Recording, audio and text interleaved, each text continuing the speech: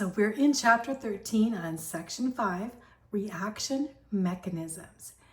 And so these mechanisms we're going to talk about are what a reaction mechanism is and these chain reactions that happen on the molecular level. So if we have a balanced equation like this is the stoichiometric relationships we talked about earlier in the midst of this equation. And it doesn't tell anything about the pathway getting there. It's very unlikely that, exactly, 4 molecules of HBr will collide with a molecule of oxygen to get this on this level. So it shows a 5-body collision. But this rate, a 5-body collision would be very hard to happen when you have 5 different molecules colliding at once, right? Be very, very unusual. And so usually this whole method happens in a theorized steps of a reaction. So you can't say, okay, you take 4 of these and they collide with 1 of these and then it happens. Well, that would have to be so exact that it would never happen. So they do, basically, this would happen in steps. And these steps are called the reaction mechanism. It says, in order to explain the observed rate of a given reaction, chemists propose a series of steps that they called a reaction mechanism. And because each step represents a single molecular collision, the steps are called elementary reactions. So they happen in steps. Like it says here, most reaction mechanism propose steps in which only 1 or 2, maybe 3 particles combine. And each step has its own activation energy and everything, but generally a proposed series will have a greater activation energy than others and will thus occur more slowly than the others. So one step is going to occur a lot slower, taking more time, and this one step will be called the weight determining step. Okay, basically we've got to have steps. So in the midst of these steps, they're lined up into these steps here. We have this hydrogen and bromine gas combining with oxygen gas, and they combine, and it's a slow reaction here. And then they have a fast reaction all of a sudden that this gas now all of a sudden combines again with the hydrogen and bromine gas, making 2 of them. That's very fast. Going on to the molecular or the moles of this gas on another fast reaction in this net. You don't have to know all this, but these are the steps.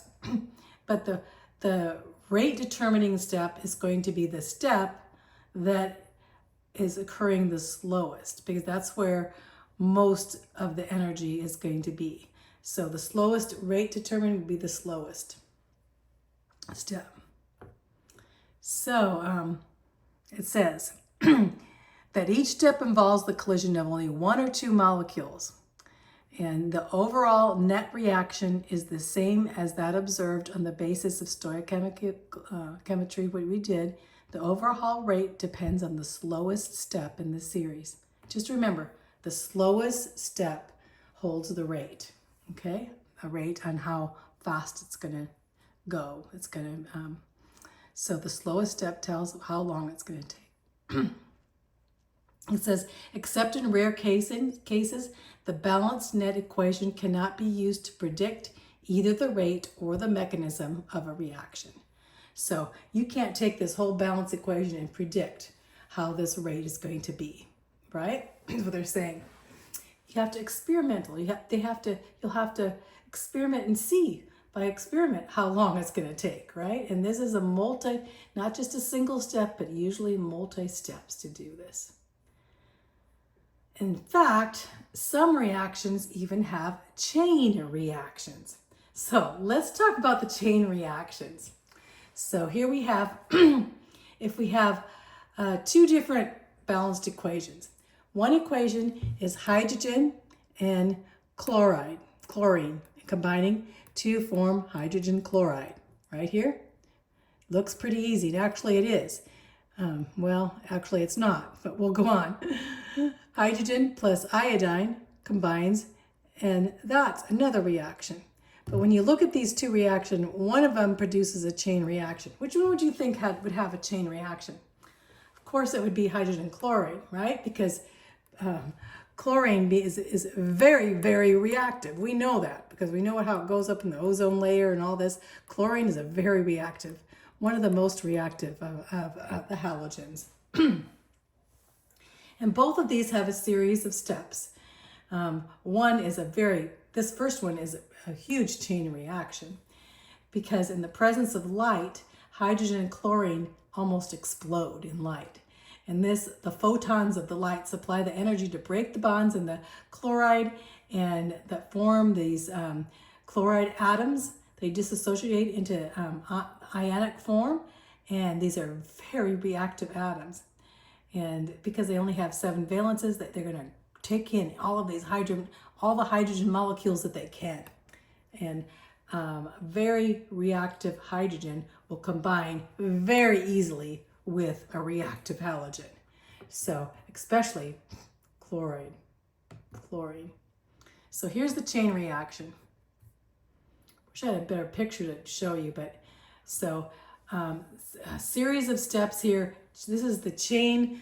Two chloride diatoms are basically, they're going to split here in light right away. And as soon as they split from each other right away, they're going to want to grab some hydrogen again.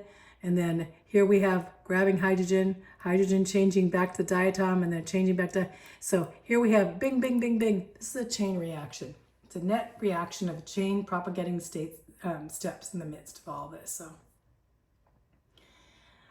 in contrast, we have hydrogen iodine, and it occurs too in a type of chain reaction, but a lot slower because the iodine doesn't really react in light, with the photon light as the chlorine ion does. And so you can see this, it's unlikely that it's, it's a 3-body collision, slower steps. There's another, basically the iodine to 2 is fast. Then they have, and this slower step is the rate determining step. But see how it's not as much of a chain reaction, of course, as the chlorine and the hydrogen, right? Okay, so the example says, tell whether or not the following single-step mechanism for the formation of ammonia from hydrogen and nitrogen is probable. Would you think this is probable? Well, it's not so simple because we have nitrogen 2 with, 1 molecule of a diatomic nitrogen to 3 hydrogen, that's 4. So 4 and then producing 2. So basically saying here that 1 nitrogen molecule must collide simultaneous to have a 4-body collision. When will you have a 4-body collision of cars on the road? Well, sometimes, but not so likely. So this mechanism is not very probable that it's going to be a single step. It's going to have to be more than 1 steps. That's pretty easy, huh? This part was more complicated because we're talking about constants here. And so you're going to get into some algebra here. And with constants, basically you fill in the blanks with a formula. So, but we're going to talk about what a rate law is. A rate law is an equation that relates the reaction rate to the concentrations of the reactants. So we have the collision theory as more energy, the more they're going to collide, and the collision rate is going to be related to the number of collisions between these molecules, and the number of collision depends on the reactant concentration. The more concentrated it is, you're going to have more reactions. We went over all that stuff. So then they have basically going to put this stuff in a formula. So here's the formula where A, B, and C are coefficients. The formula is going to look like this. The rate's going to look like the constant and A, the products of A and B, and we'll talk about the exponents. And the exponents are going to be integers, and K is going to be proportionally a constant called a rate constant. So this K is going to be our constant rate. So it's going to be the same number specific to what the reaction is occurring. The rate constant is specific for the given reaction and varies only with the temperature and the presence and absence of catalysts. So basically going down here, the rate law depends only on the mechanism of the reaction, not on the stoichiochemical equation here. So here's the equation. This is how we fill in the blanks with this. Basically, what they said here is a little complicated. If I go over it, I have a hard time figuring out how they worded it here. But basically, you're going to have the constant, which is going to be constant for specifically for whichever reaction we have. And then we're going to fill in, you know, the moles of nitrogen oxide here and of iron here. And so as we fill in these blanks, the exponent for 1 for NO2 would not be expected from the balance equation since there is a coefficient of 2. So basically, you're going to have to put an exponent of 2 right here because you have that 2. So the rate law of, as exception to the general rule, the rate law of elementary reaction can be determined from the stoichiochemically. This fact is used to test proposed reaction mechanism. Since each step in a mechanism is an elementary reaction, a separate rate law can be predicted for each step. From the rate laws of the individual steps, a theoretical rate law for the entire proposed mechanism can be calculated. All that means, you know, is that each step could have a different rate, okay, calculated by this equation, okay? Basically, when you have something like this, and they're trying to describe, is that, you know, you need to know the equation, and this is the equation, you know, is KAX, X going to be the moles on each one, and you're going to fill in the blank. So it's a little complicated. I had a hard time. I had to read this over the way they have that worded. So let's do the section review here. See if we can do it. So what is a reaction mechanism? Reaction mechanism is that series of steps that describes the way a reaction can proceed. It's very unlikely that 5 different parts of the atom will combine into the other parts when you have a very complex equation, right? So a reaction mechanism tells the steps. So why is it impossible to predict either the rate or the mechanism of a chemical reaction from the balanced net equation? Yeah, it is pretty impossible because it must be obtained experimentally. Because to find the rate, you need to experiment, like iodine, time it on how it's reacting by the color or whatever. So you need to do it experimental and in multi-steps too. So that's why you can't just take a balanced equation and say, oh, this is the way it's going to go. Number 3, what term refers to an equation such as the following? Rate equals the constant times, you know, the products, these two is combining. What is K in the equation? All you need to know is the K in the equation is going to be that constant specific for a given reaction, right? And so it's going to be rate. Let's go down here. Here it is right here. Rate equals, here's the equation. Rate equals A, X, B, and then you put the number of moles in these little X and Y here, and put the K, and that's the constant. So this is a constant determining the rate, which they have to do experimentally anyway. So that's it for 13. We're going to go through the review. Maybe I'll start doing the review here a little bit. We have some time here, so let me go over some, see if we can answer some of these questions, and then we can do the test. Some of these questions will be on the test probably. So just to know here, the reaction rate is the change in the molarity of it divided by the time. That's the rate. And here's the rate, when you use a constant for a certain substance. So, what two measurable quantities are used to define reaction rate? Well, what are the two things? For reaction rate, you're going to have to do the pathway. I used to, this here is the reaction rate equation that we're going to use. But there's two different things, and one is the pathway, and the other was the pathway and the activation rate, right? So let's look and see. Let's see.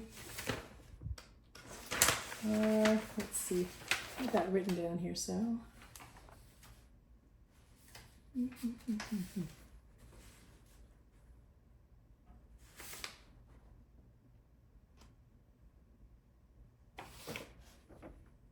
Okay, let's skip that equation right now. I'm pretty sure it's to define what two measurable quantities are used to define the reaction rate. Let's go back to that first. I know exactly where it's written. My mind went blank in this one. Sorry, guys.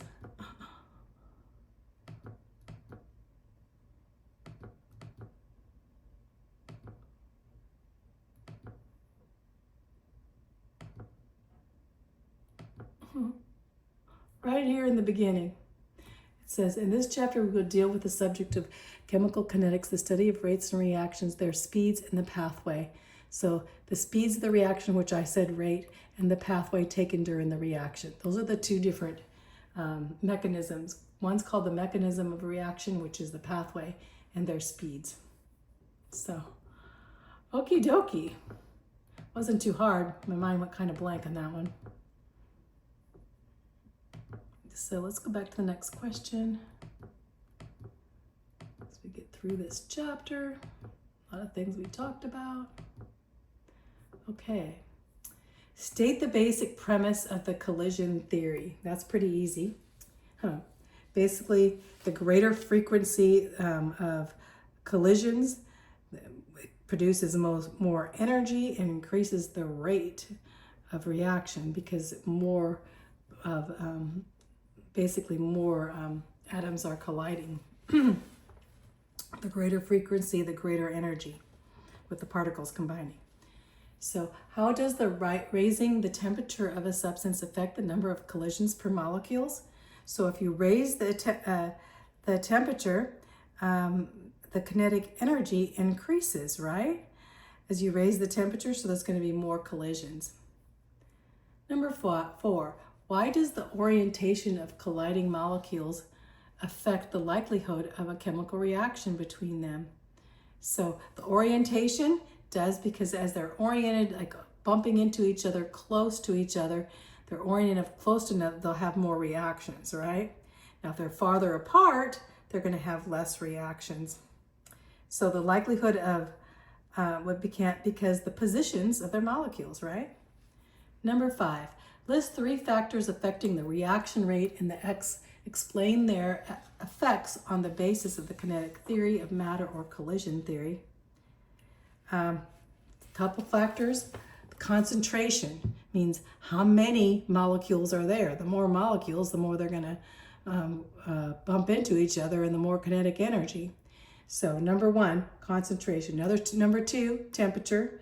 The higher temperature, the more energy. They're going to be bumping into each other more. And then the positioning. If they're in a good position, they're going to crash into each other easier because they're lined up in the position. What is the activation energy of a reaction? So basically, it's this short-lived, high-energy, unstable place where the bonds are taking place. You know, that high mountain place where the reaction is starting to form those bonds, but there's all coming together. It's that place before they break apart, and come down the hill. So what is the activation energy? Was that, wait, did I already did that one. Let's go. What happens when molecules collide with less energy? They don't get to the activation point. They fall down the mountain and they don't make it there, right? In your own words, explain the role of activated complex transition state in a chemical reaction. So that transition state, okay, when you have the molecules coming together, they meet together and they're hooked together, but then they have to come apart, right? So that transition state is that state they're transitioning into a new type of molecule. So on to number 8. If a reversal reaction is exothermic in one direction, can it ever be exothermic in the other direction? No, because it always has to be endothermic in the other, because they have to basically go back up that hill, you know, and so they're not going to be exothermic in the other. They're always exothermic and then endothermic on the way back. So it's going in an opposite direction, so it would be endothermic is what I put. So how does a catalyst affect the activation energy of a chemical reaction? What effect does this change have on the reaction rate? Well, catalyst, how does it affect? It increases the rate without being consumed, and it basically finds an alternate pathway to get there, easier route to get there, so that you can have a chemical reaction where more molecules can make it there, right? A lot of catalyst. What effect does this change have on the reaction rate? No, it doesn't affect the reaction rate. So, it says, what effect does this have on the reaction rate in its, it doesn't, the reaction energy doesn't affect the reaction rate, but I think it will increase the rate. So how does the catalyst, how does the catalyst affect the overall net energy change for a reaction? That's it. How does it affect the overall energy? No way. It's the same overall energy. They're the same place, but the reaction rate it affects. Sorry, I got those two. Reaction rate is increased and the energy is not. So, number 11, distinguish between homogeneous and heterogeneous catalysts. Which type is found in an automobile catalytic converter? Homogeneous are just one step. You have one catalyst, one type of element or molecule that is used as a catalyst, and it's just one step. Heterogeneous is many steps. Catalytic converter takes quite a few steps. Any metal type of catalysts are going to be heterogeneous. And I tell you, most take many steps, so most are going to be heterogeneous. What term refers to proteins that function as catalysts? Enzymes, right? Number 13, what's an inhibitor? So inhibitor is something that slows the rate of the chemical reaction because it ties up the catalyst, so that it's not reacting so fast. Why is the slowest elementary reaction in a proposed reaction mechanism described as the rate determining step? Remember the slowest one? Why is this? Basically because the rate determining step takes up the most time, and actually it would be that step that is most important for the reaction. It's called rate determining step. What is the equation that relates rate reaction to concentration called? And that's called that constant, what do you call the constant right here, equation. Let's go back and find, let me